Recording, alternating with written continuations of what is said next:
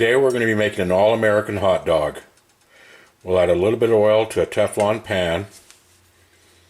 Of course, I like to use avocado oil. You can use any oil of your choice.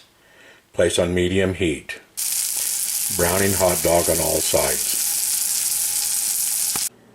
This would be a ketchup mustard dog with chips and milk.